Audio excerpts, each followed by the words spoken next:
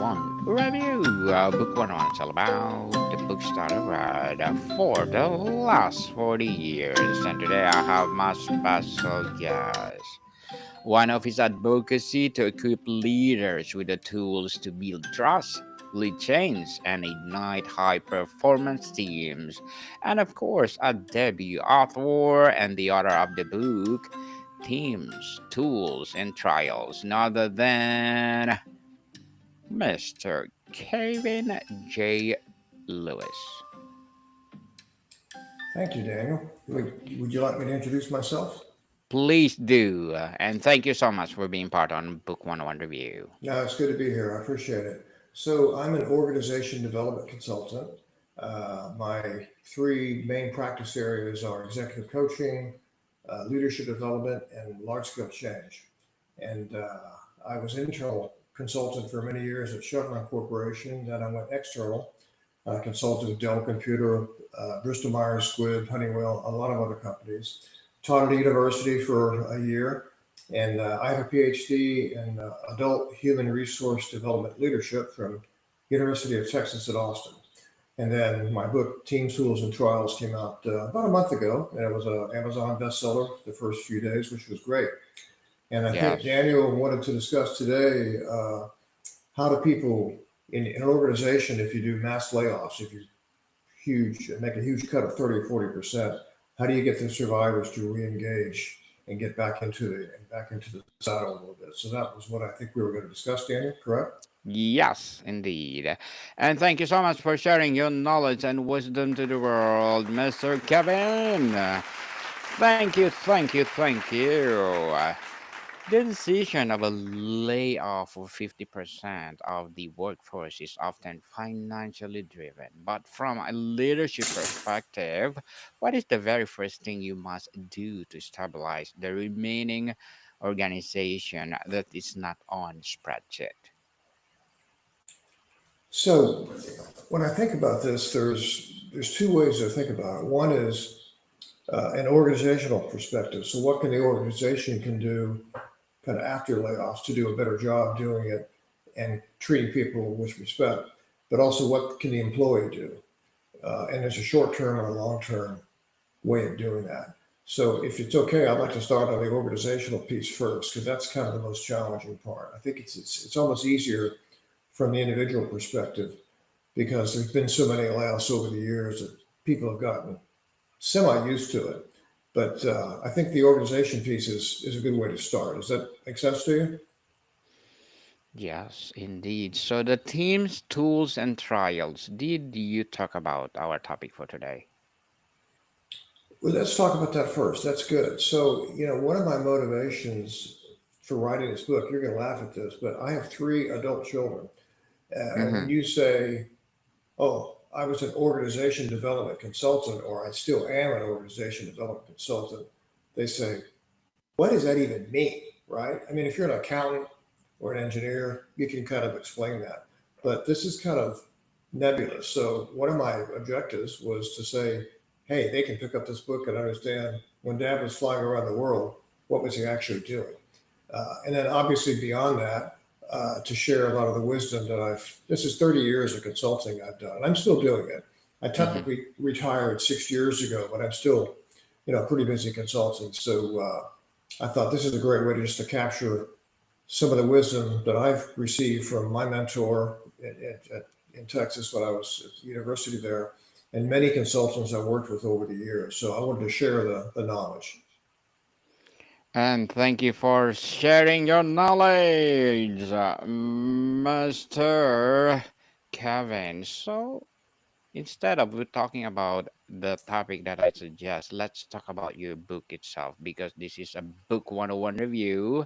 So tell us, after such a radical downsizing, the old organizational structure is often shattered. How do you redesign workflows and responsibilities to prevent a surviving 50% from collapsing under burnout and survival's guilt? That's a tough one. A lot of it depends on the culture of the organization. I mean, I think. Now, organization design, how do you design? How do you restructure? That was one of your questions, right? So, how do we organize it without people getting burned out, right? Mm-hmm. Well, part of it is a lot of time, let's think about teams for a minute.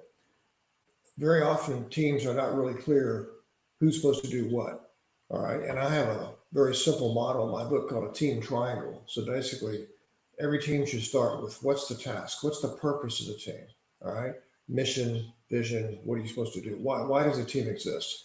And then who's supposed to do what? The roles and responsibilities. And then how good are the internal processes like decision making, dividing up the work, that kind of thing. So it's just a lot of teams sometimes kind of get lost along the way. And believe it being not, they kind of forget what they're supposed to be working on, or they get a pet project and they go off a little bit. So getting very clear on the priority of the team, and then having a good idea of the team processes. So again, decision making is a big one. So getting very clear on that is very helpful. And a lot of organizations don't really understand their workflows and team processes. They just kind of do their thing until things blow up, and then they bring somebody in to say, "What are we trying to do here?" Now, from a stress standpoint, uh, I think the more clarity there is on, like, again, as a team is, you can almost forgive people's quirks and strange personalities if you're making progress. If you're real clear on what are we trying to do, you'll forgive somebody for maybe some silly thing they do that would irritate you. But if the team's not clear what they're supposed to do and they're not making progress, that irritating habit that somebody has really kind of drives you crazy. And then the other thing I think you're thinking about is work life balance. How do you keep from getting burned out? And that's a very personal, individual thing. But we can talk more of that if you'd like. But I have some thoughts on that as well. Definitely. And this is for your book, Mr. Kevin. The title mentions trials. What is the most common recurring trial that you see consistently holding lines leaders back from being truly effective with their teams? Yeah, style's a good question too because there's basically two fundamental approaches on leadership around style. One is called situational leadership, which Ken Blanchard wrote a book many years ago. Basically, you're supposed to flex your style. So if you're working for me and there's three or four other people in the group, you may be so competent and excellent, I just leave you alone, let you do your thing, right? But somebody Mm-hmm. else may need a lot of help. So diagnosing what somebody needs and flexing your style as a leader. So that's kind of one way of doing it. That's kind of one body of research. Another body of research says, hey, this is just my style. I'm the leader. You have to get used to it. Command and control. I say jump, you say how high. That's pretty old school, but there's still a lot of people like that. And then some leaders can be real warm and fuzzy, okay? And they're just very nice and all that. And that can drive somebody crazy who really wants somebody a little more authoritarian. So I like the matching style thing. I think you can have a base style. I value people being on time, being polite, not being a jerk to work around. I like to have some fun. I think work is so hard. Can we have some fun, please? Right. So I have a base style, but I have to. I still think you need to flex depending on what your client, what they're like. Like a real project management kind of person, uh, to tight deadlines, and sometimes there's a natural meshing in the style between the leader and the subordinate, and there's not. So I think when those styles get conflicted, that's where the issues are. Mr. Kevin, many leaders are promoted for technical skills, not people skills. What is the first most impactful shift in a mindset a new leader can make to move from being a doer to a leader of doers? Daniel, that's an excellent question. I think it's one of the biggest issues we have in organizations. Now think about this: if you're a if you're an accountant, and say there's 10 accountants in your group, and then One of the accountants gets promoted to be Mm-hmm. the supervisor, the leader, but they have no training. They don't have a degree in management or whatever. They're just an accountant. All of a sudden, they have to kind of morph and become the boss somehow.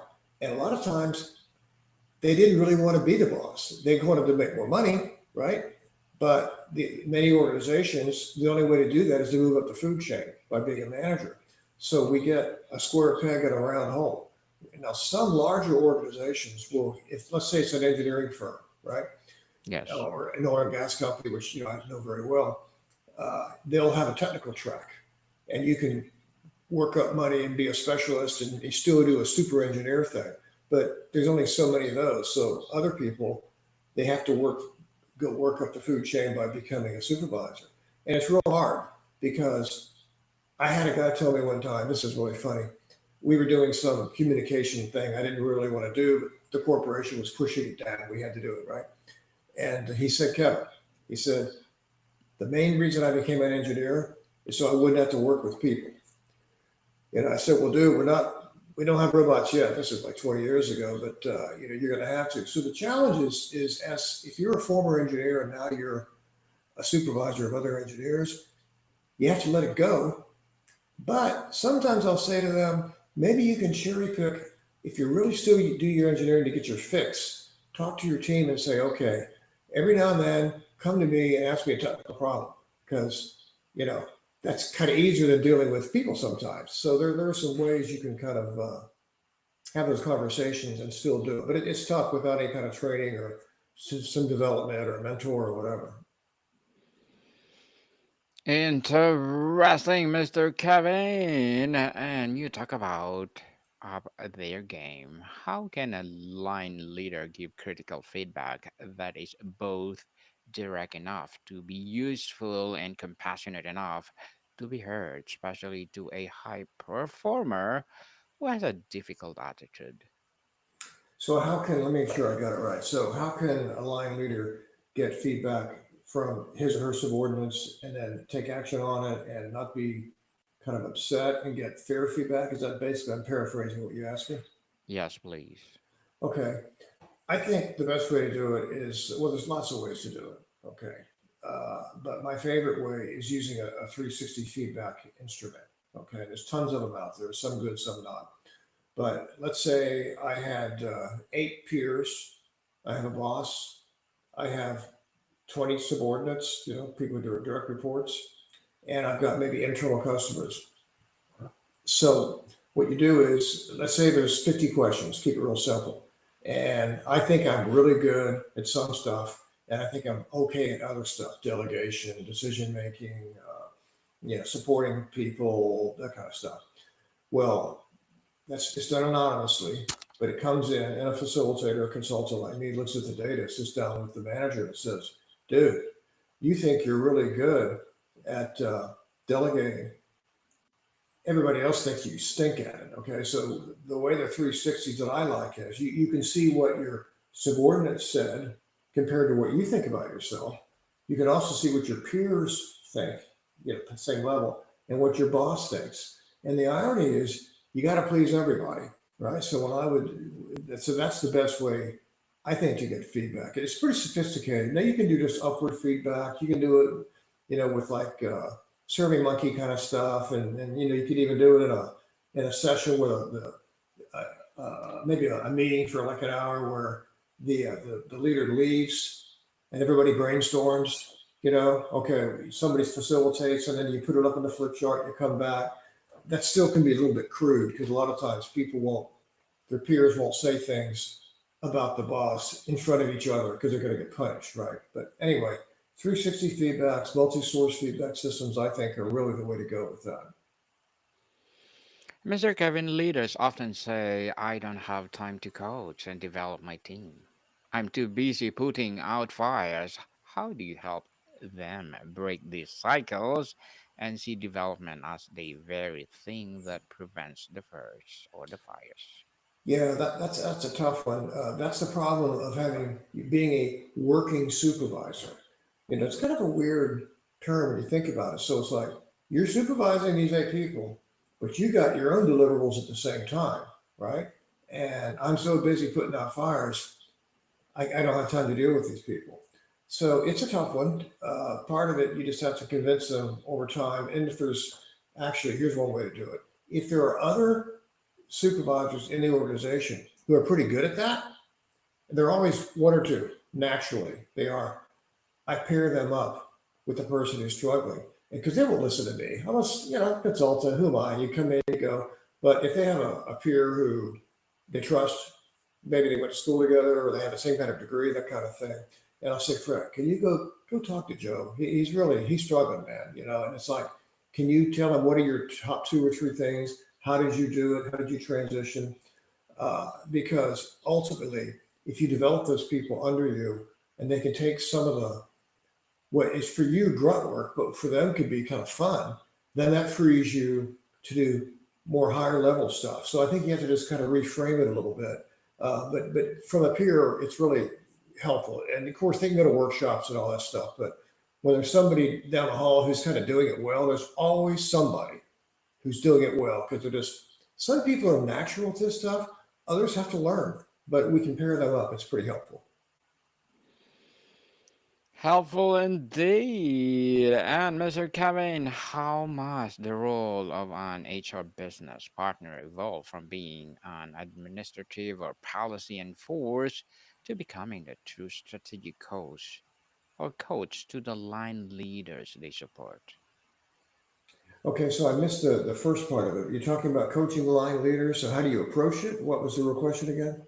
Yes, please. How do you coach leaders? Oh, again, I'm a real instrument guy. Okay, so what that means is if I'm going to coach anybody, the first thing I do, and I've coached CEOs down to first level people, right? But the first thing I want to do is if you take in any instruments, Myers-Briggs type indicator, Firo-B, uh, the Berkman, the Hogan, there's all these psychometric tools out there. And usually if they're pretty up high in the food chain, they've taken something. Then I get to see what their natural strengths and weaknesses are, especially if they have 360 feedback. That's the best, because some of the tools measure your predisposed kind of strengths and weaknesses, okay? But they tell you how you're kind of psychologically predisposed to be. Like you can be kind of a jerk in this situation, or you can be very effective over here.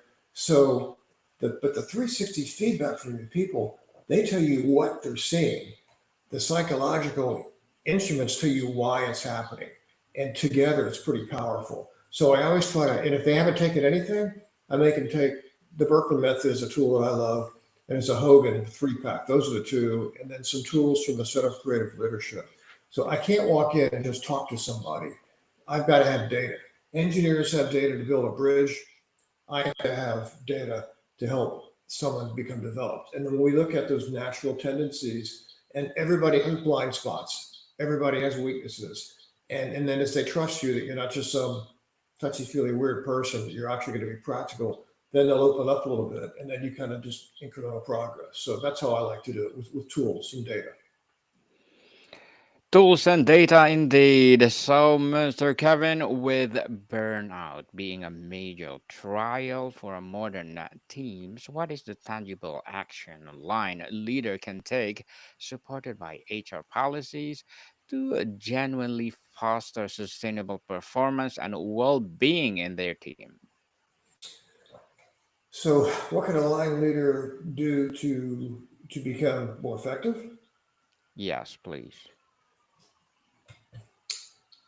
Without some kind of guidance, it's hard. I think the one thing though, if I had to say to any line leader, if they're new, there's some things that can be done in the very beginning.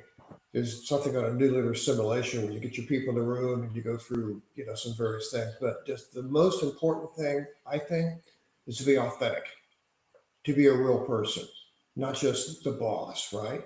And it's hard for guys sometimes to do that because they have this huge ego and all that kind of stuff. But we in the new leader assimilation workshops that I've done in the past, it's been powerful sometimes because we ask them questions. let's say it was on Daniel. What do you want to know about Daniel? If there's one thing he could do to be more effective, what would it be? Uh, what does he need to know about our team? This is for a new leader. You ask those questions to the group anonymously. It comes back in. Then you have a workshop and you go through that. So it's just a very straightforward thing. But the most important part for me, I'll say to the leader, I'll say, Daniel, when you meet with your group, tell them something about yourself that sees you as a human being. And I'll tell you a real powerful one. I was up in Pittsburgh, Pennsylvania with a leader, and the lady, it was actually an HR person, brought me in to deal with this leader. And he said, this guy's really tough. He's a really tough dude. I said, okay, that's fine. So the day before our little workshop for the new leader thing, I was talking to him and I said, we were just chit-chatting. He said, hey, can you just maybe say something to the group tomorrow that they would tell you kind of what you're like? And he said, yeah, I used to be a real asshole. I said, really? He said, yeah. I said, what changed? He said, well, my wife got cancer, breast cancer, and she almost died. And then I learned that was really important to me. And in fact, he said, my wife said to me, this is the wife talking, my getting breast cancer is the best thing that ever happened to you. Okay. And I thought, wow, I said, that was pretty powerful. I called the guy Bob. I said, Bob, would you mind, doing that tomorrow in the workshop with your group? He said, no, I'd be happy to.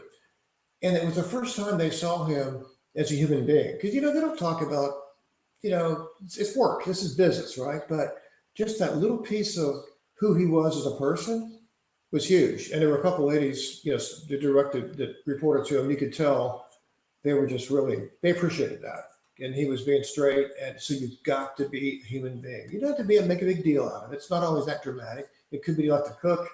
What books do you like to read? Anything where they can get kind of a connection with you, that kind of thing.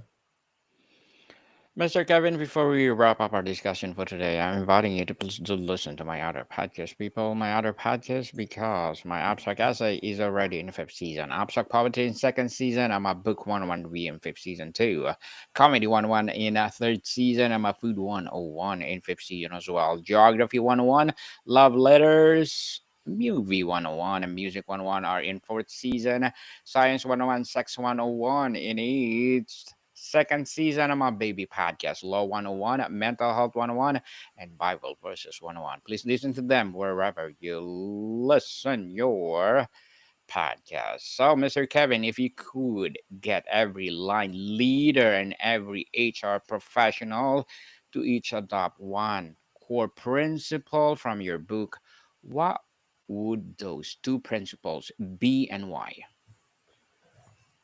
Again, be authentic, because people can see when you're blowing smoke. They can see right through it. Be an authentic person. Talk straight with them, even if it's bad news. At least be honest with them, and then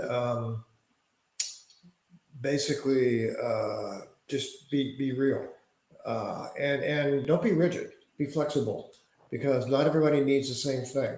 If you can kind of diagnose that a little bit, and they'll forgive you even if you make a mistake. If you're shooting straight with them, be authentic, be a real person. You don't have to be the guy riding on the white horse solving everything.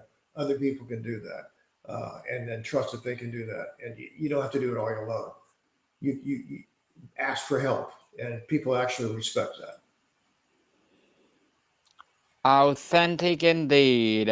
People in everything be authentic, just like in podcasting. Mr. Kevin Lewis, thank you so much for sharing your knowledge and wisdom to the world through your book. So, can you please invite our listeners to support your book, your advocacy, or whatever projects that you're doing right now? Yeah, that would be great. And just get to LinkedIn. Okay, I have a website. It's KevinJLewisPhD.com. But go to LinkedIn, follow me, connect, and we'll go from there. Thank you, Daniel. No worries at all. Yes, people, let's support Mr. Kevin Lewis, because if you support him, for sure, more and more empowering books like this to come, more and more empowering advocacy will rise. So, Mr. Kevin, thank you so much for your time. Thank you, Daniel. More to come, people. See you soon.